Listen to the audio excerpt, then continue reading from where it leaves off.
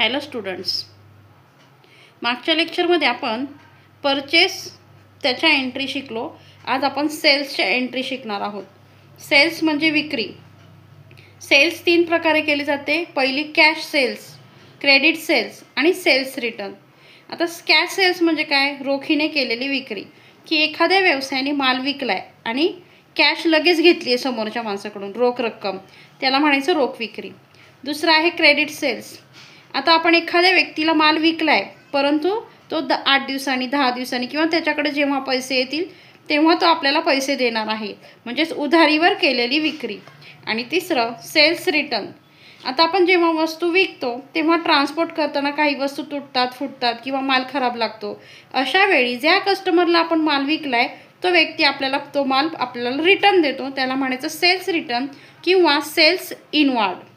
आता आपण एक एक करून आपण एक एक ट्रान्झॅक्शन बघूया. पहिला प्रकार आहे कॅश सेल्स. आता इथं ट्रान्झॅक्शन आहे sold goods to mister Govind for cash ₹5,000. म्हणजे गोविंदला आपण सेल केलाय, माल विकलाय, 5,000 रुपये त्यांनी आपल्याला लगेच दिलेले आहेत, कॅशमध्ये विकलाय. मग ह्याची एंट्री आता इथं आपण डेट लिहिणार आहोत. काय डेट असेल ते डेट टाकायची. Date particular LF debit rupees credit rupees. आता इथं समजा 10 एप्रिल ही डेट असेल तर इथं डेट लिहिली. आता माल विकल्यानंतर आपल्याला कॅश आणि सेल्स इथं 2 ॲस्पेक्ट्स आहेत. कॅश म्हणजे व्हॉट कम्स इन, विकल्यानंतर कॅश मिळते आपल्याला, कॅश रिअल आहे म्हणून कॅशला आपण डेबिट देणार आहोत.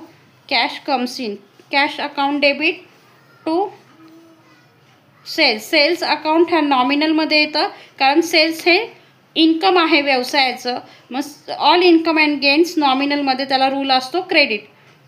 आता इथं आपण डेबिट रुपीज आहे 5,000 आणि क्रेडिट रुपीजमध्ये पण 5,000. ह्याचं नरेशन लिहिणार आहोत आपण. नरेशन की एंट्रीचं explanation, being goods sold for cash. कॅशमध्ये आपण गुड्स विकला एवढं लिहिलं तरी पुरेसं आहे, सफिशियंट आहे. दुसरा प्रकार येतो क्रेडिट सेल, उधारीवर माल विक्री. आता आपण 15 तारखेला उधारीवर माल विकला आहे. मग कुणाला विकलाय आपण? इथं आता गोविंदला 30,000चा माल विकलाय. मग इथं सेल्स इन्कम आहे, सेल्सला क्रेडिट, परंतु गोविंदला debit the receiver, Govind receiver आहे म्हणून गोविंद अकाउंट डेबिट.